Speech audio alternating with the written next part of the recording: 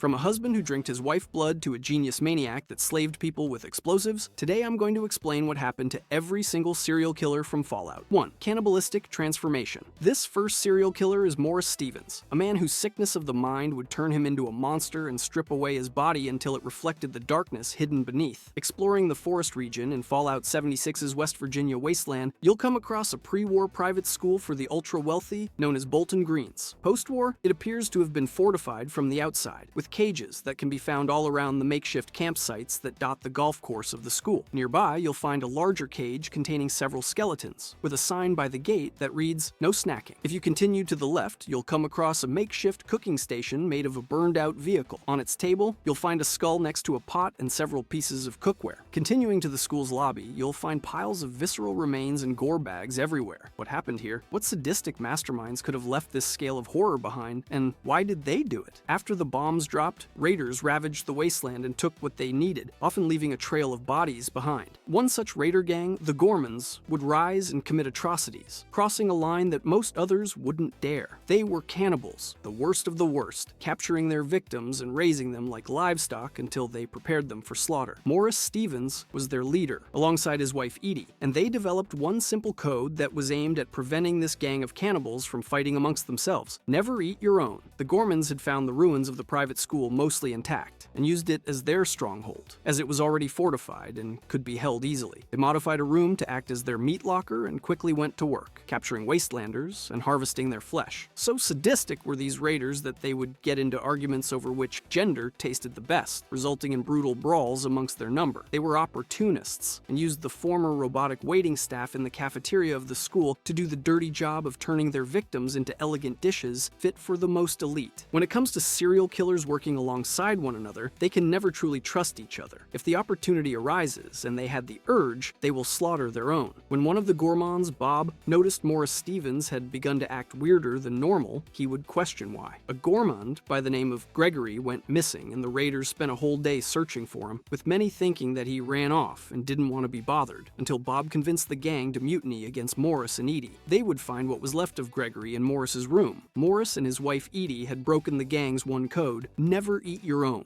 Morris's bloodlust had not been satiated by the slaughtering of the innocent. His cravings for human flesh would lead to him desiring none other than to consume everyone around him, stopping only at his wife. Despite being their leaders, the gang expelled Morris and Edie Stevens. The pair would take shelter within the Wendigo Cave, where his cravings would continue to grow and take over any sanity that Morris had left in him. Serial killers who have become too far gone will often hurt those close to them, even their families. Inside Wendigo Cave, he would cross that final line. Exploring Wendigo Cave, you will come across the skeleton remains of Edie. While intact, a holotape listed as Morris's End can be found nearby. The holotape explains how delicious was the blood of her darling Edie, but at the end recovers a bit of his own mind and understands that he killed her. Still, at the end loses the rest of his humanity as he is starving and needs more and more blood. After this act of matricide, Morris would mutate into a creature that would become known to the wasteland as the progenitor Wendigo. Nobody knows exactly how a Wendigo is created, though it is speculated that the act of cannibalism combined with heavy radiation and low levels of FEV triggers a cellular response that mutates individuals into these monsters. His body would grow gaunt and thin, with dark charred skin that glowed with radiation. His arms would grow long and bony, and his stomach would bloat with mass. His physical abilities would grow far beyond human abilities and made him much faster, with his teeth becoming larger and sharper. With the body to hunt and devour anyone unfortunate enough to cross his path, he would hunt down the Gormans, feasting upon those who cast him into exile. Morris Stevens would ultimately meet his end at the hands of the Vault 76 dwellers, after having taken his revenge upon the Gormans near the skeleton of his wife. 2. Commercialized murder. In the wasteland, you can find all sorts of characters. Many are trying to make an honest living working in a profession. They've tinkered countless hours to ensure that they are skilled in their trade, as reliability is what keeps you alive in the post-apocalyptic world of Fallout. But what about those that decide to take a more direct approach to making ends meet? Those that try to force their trade on others and will not take no for an answer. Here we have Doc Morbid, a serial killer so evil that the echoes of his doings are felt throughout the series to this very day. While exploring the hub in the first Fallout game, following the main street south to the market, you will find a merchant named Iguana Bob, selling fresh iguana meat from his stand. Talking to Iguana Bob, he will tell you about his wares. He offers whole iguanas on a stick for $20 and prime select pieces for $8. At first glance, Bob seems to just be operating a successful iguana meat stand, with the whole iguanas on a stick clearly being the real deal, and Prime Select being kebabs with meat and veggies. It's not until you arrive at Junktown when you discover the sadistic truth behind the meat sold by Iguana Bob. Exploring the town, you will come across Junktown's only doctor, a man by the name of Morbid. His practice is surprisingly well outfitted, despite being located in an old garage. He is skilled at his trade and shares all his experience with the other doctors in the wasteland, making sure that everyone can provide quality health care to those who can pay. Though this is all to hide a dark secret, because if the Vault Dweller approaches Doc Morbid and receives a checkup but cannot pay, Doc Morbid's personality will twist into a self-serving maniac that is willing to break his Hippocratic oath to earn an extra buck. He will threaten the player with violence if they cannot pay,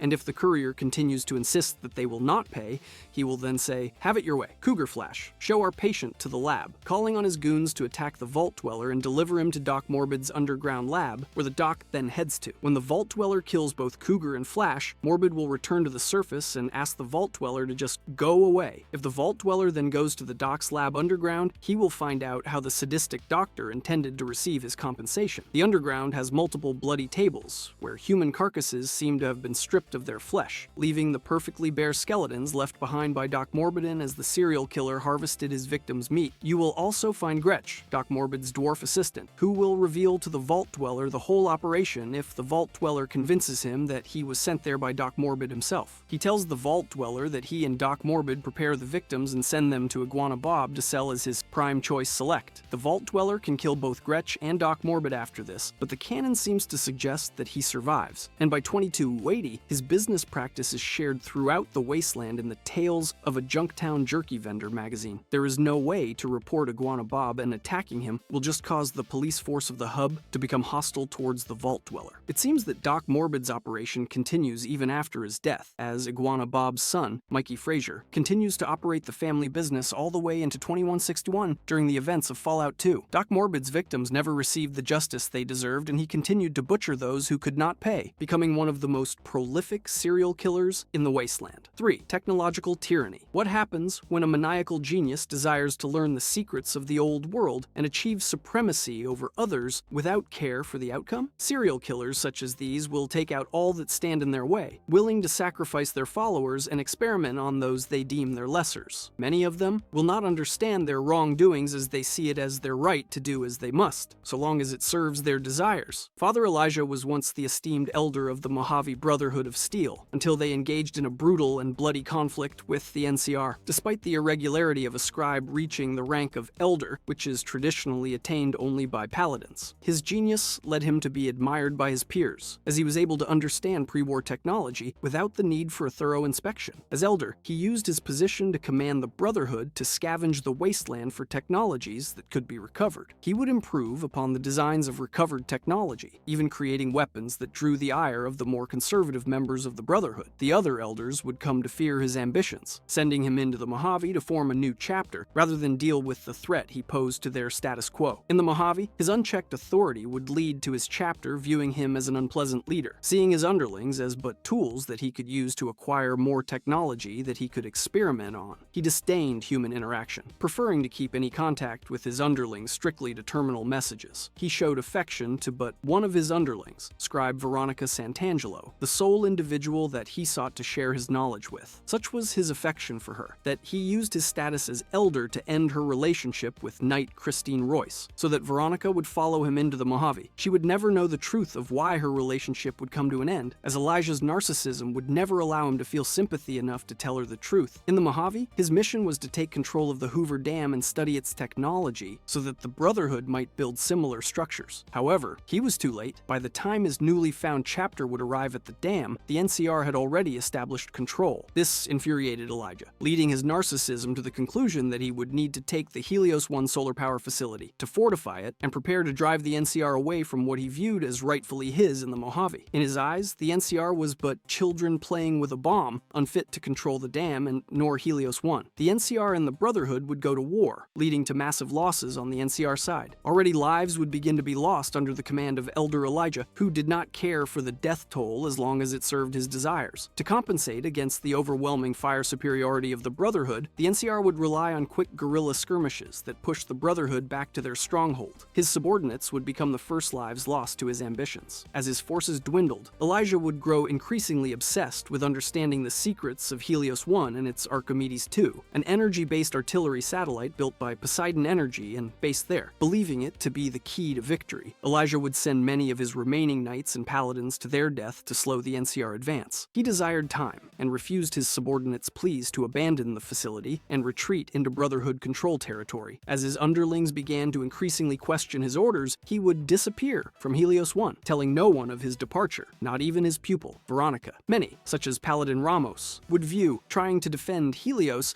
as a blunder of the worst kind. His abandonment of his chapter would lead his former subordinates to flee to the Hidden Valley bunker, and the Council of Elders would issue an order to the Circle of Steel, an organization within the Brotherhood dedicated to dealing with internal affairs and desertions, to assassinate Elijah and finally put an end to his obsessive ambitions. Amongst the assassination squad was none other than Knight Christine Royce, who would end up assigned to the Circle of Steel after he used his connections to split her and Veronica. Elijah's ambitions would lead him to the ruins of the Big MT, where he would study its vast reserves of pre-war technology. The Think Tank, a group of pre-war scientists whose brains were preserved in machines, noticed him as he conducted his research, and they sought to contain him. Captured, he would escape faster than the Think Tank could react. Shortly after this escape, he would meet a courier by the name of Ulysses, who before disembarking shared with Elijah the legend of the Sierra Madre. Ever the obsessive narcissistic psychopath, Elijah would become obsessed with the Sierra Madre and the secrets it could hold that may allow him to take his vengeance upon the NCR, but he knew he could not do this alone. Elijah began to experiment upon the survivors of the Little Yangtze, a pre-war concentration camp that housed both captured Chinese citizens as well as Chinese-born Americans. His experiments would lead him to strap survivors with explosive collars and force them to seek out a radio frequency from the Sierra Madre until he was finally able to locate it and establish a connection. He did not care for the lives of those to whom he used as a tool, taking their lives as he saw fit and leaving a bloody path in his wake. This trail would be noticed, with the Circle of Steel losing all but one of their numbers to the very same obstacles that Elijah had overcome. Knight Christine Royce caught him in her scope, just as the think tank had finally tracked him down with an army of robots. He saw that it was time to make his escape from the Little Yangtze concentration camp, as he had located the mythical casino and perfected his explosive collars. Feeling no remorse, he detonated the remaining survivors of Little Yangtze and made his escape in the wake of the destruction. In the wake of his escape, Christine Royce would become the subject of relentless medical experimentation conducted by the think tank. Elijah found himself stuck within the confines at the Big MT until finding the Signal Hills transmitter and using it to hack into the think tank and cause their mechanical bodies all kinds of trouble that could still be found affecting them during the events of the Big MT DLC for Fallout New Vegas. Finally, using the train system of the Big MT to make his final escape, he made his way back to the Mojave. With the Mojave chapter of the Brotherhood of Steel in hiding, he would take an abandoned bunker known as Bunker 13 to become his base of operations. He would travel to the Sierra Madre often, as he sought to discover its secrets and use them to slaughter the NCR. As he made round trips from the Sierra Madre and back to his bunker, he performed analyses of the mysterious red cloud that made up the Sierra Madre's environment. He would later comment that the cloud is what blankets the sky here. You may smell it in the air, copper and sulfur, burns the lungs and seeps into the skin. The cloud was toxic, able to burn through most forms of protection. The only people that were seemingly able to endure it for long were the deranged survivors of the Sierra Madre's former staff, who were trapped within experimental dark light hazmat suits sold to them by the think tank. Once ready to depart to the Sierra Madre for the final time, the last bit of humanity within him felt compelled to leave a final message for Veronica in the event he did not return. It can be found within the now abandoned Brotherhood bunker in the form of a terminal entry that the player can download to their Pip-Boy. It cannot be read, showing only "This holomessage is locked." A label on the front reads "For Veronica." A strange sensor mounted on the back seems to be tied to a locking mechanism. The player can choose to deliver the message to Veronica, but we are never revealed as to what it entailed. At the Sierra Madre, Elijah would discover so much more than he had hoped. The cloud had preserved the casino as if it had been constructed yesterday. None of the decay that the rest of the world had experienced after the bombs dropped could be found there. The cloud's deadly nature had also kept out any would-be treasure hunters, though it did have an automated security system that used hard light holograms that Elijah had seen the likes of at Big MT. He discovered that the vending machines there could synthesize anything that he would need, including food and water. There, he formed a plan to use the cloud to recreate the Mojave in his image. This plan was to force the Mojave wasteland to bow before him by using the holograms to force a collar onto everyone, though there was no way he could make it through the defenses of the Sierra Madre alone. He would lure whoever he could into his clutches, where he would strap exploding collars to their necks and create a signal chain that would cause the collars to explode should anyone disobey him. He would capture many unsuspecting victims, sending several teams into the Sierra Madre, all failing before they could reach its control room. Eventually, he would find a loyal follower in the form of a nightkin named Dog, who would obey his commands without the need for a collar. He would eventually make it into the casino, right near where he wanted to be, but found himself trapped and unable to escape. He accepted that he would die there. Little did he know, Dog had continued to lead countless individuals to their deaths in the Sierra Madre. Eventually, Dog would ambush Courier 6 while he was exploring the abandoned Brotherhood bunker. Courier 6's Pip-Boy had made contact with Elijah Communications and led Elijah to gain a new sense of hope for his plans to finally come to fruition. He used the Courier's Pip-Boy to coordinate Dog, who had trapped 2 other individuals to fulfill his master's wishes. The Circle of Steel Knight Christine Royce, who had finally escaped from the terrors of the Big MT, and Dean Domino, a ghoulified singer who had survived in the Sierra Madre for 200 years. Following his command, he ordered them to trigger the event that would open the doors to the resort, which allowed Elijah and the Courier to meet up at the Sierra Madre vault. Now face to face, the Courier was free to end Elijah's quest for vengeance once and for all. Rather, he trapped Elijah forever in a prison of his own design, or killed him so that he could pose no more of a threat to the Mojave. The result was the same. The survivors of Elijah's scheme made it out with a portion of a gold reserve left sealed away in the Sierra Madre vault, each finally being freed from this nightmare once and for all. With Elijah being no more, they would part ways. Dog would lose himself, forming a new personality that could finally find some peace. Dean Domino would set his sights for New Vegas, where he could perform on stage once more. Christine Royce, her mission complete, stayed at the Sierra Madre to safeguard its technology from ever reaching the hands of cruel individuals such as Elijah. Ambition can often bring out the worst in us, with individuals such as Elijah being enthralled to his own narcissism that he would become a serial killer that showed only cold logic as he used his victims as tools. His death would leave one message: that the promise to change your fortunes begin again. Finding it isn't the hard part, it's letting go.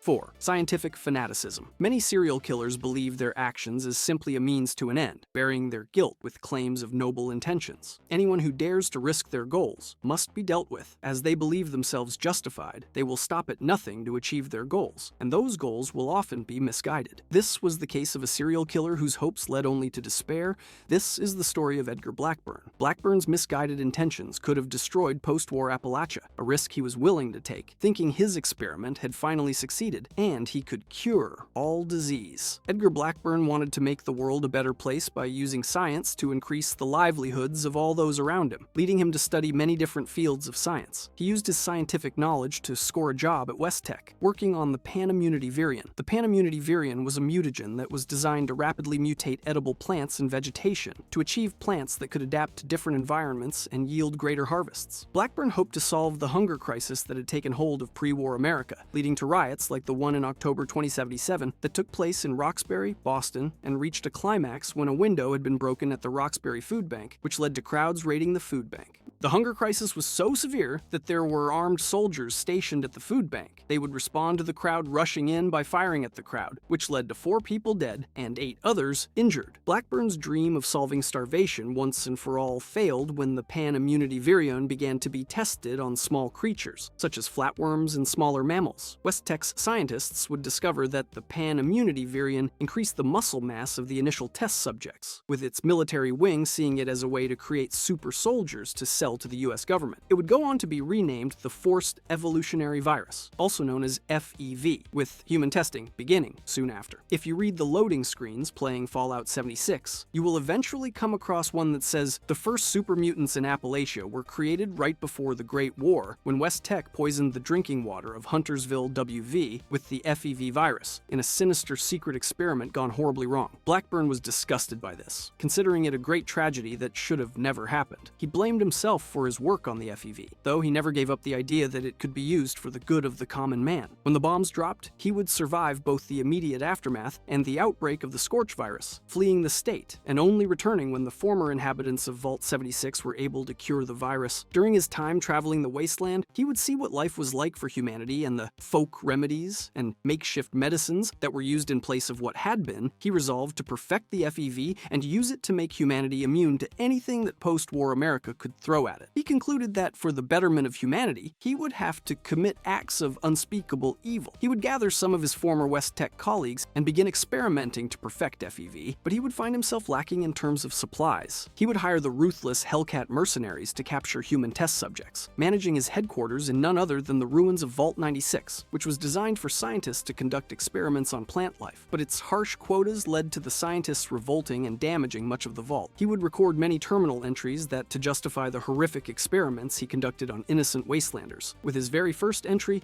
being, "What I am about to do will almost assuredly make me a villain in the eyes of many. My work is distasteful and must be conducted in secret. Here, for whatever person may one day hear this, I say, for the record, that what I will do, I do out of love. An unselfish love that knows no rest. Not for a person. No cliched deceased spouse or lost child motivates me. Humanity is my love, though none would accuse me of excess sentiment. Many serial killers will seek to justify their actions, to hide themselves from the shame of guilt. When the Brotherhood of Steel returned and set up their base of operations at Fort Atlas, Blackburn made contact in order to request aid in the acquisition of rare materials, having heard of their impressive reserves of pre-war technology. Upon meeting the Brotherhood, he deduced that they did not have anything to offer that he had not already had himself and left. After taking notice of the emergence of large groups of super mutants, the leader of the Appalachian Brotherhood, Paladin Rahmani, would begin to investigate their source and assault locations with a heavy super mutant presence. Eventually, the Brotherhood would discover the disappearances of wastelanders amongst the Blue Ridge caravan convoys, which led to Rahmani and the Vault Dweller discovering that it was none other than Blackburn that was responsible for the super mutants. With Brotherhood scribe Odessa Valdez tracking Blackburn down at Vault 96, they took him back to Fort Atlas for questioning. He didn't resist their integrations and openly revealed to them that he is not working alone, even acknowledging the moral failings of his experiments, believing it to simply be a means to an end. Paladin Rahmani and her second-in-command, Knight Shin, would follow Blackwell back to the rest of his team at the West Tech facility. When reunited with his team, he revealed that he had already completed his final experiment and had set the facility to release his FEV through the air and groundwater on an automatic timer, with him being the only one with the code to deactivate it. He gave the Brotherhood an ultimatum: release him or unleash FEV upon Aplacha. They had no choice but to release him to return to his team and shut off the timer. When told that he had gone too far, he would respond, "Too far? Does that term even apply when the goal is the permanent protection of humanity from the horrors of the wasteland? I told you my work focused on the health of Appalachia's people. You must see that my research was towards that aim." After being released, he revealed that after all the sacrifices made to complete his experiment, it's perfected and cannot fail. He exposed himself to what he claimed to be his perfected strain of FEV in hopes that he could prove to everyone that what he did needed to be done, saying, "In time, you will realize the gift I have given you." Soon after exposure, he would mutate into a super mutant behemoth that would rival the likes of Fallout 4's Swan. After the Brotherhood fought a brutal battle against Blackburn,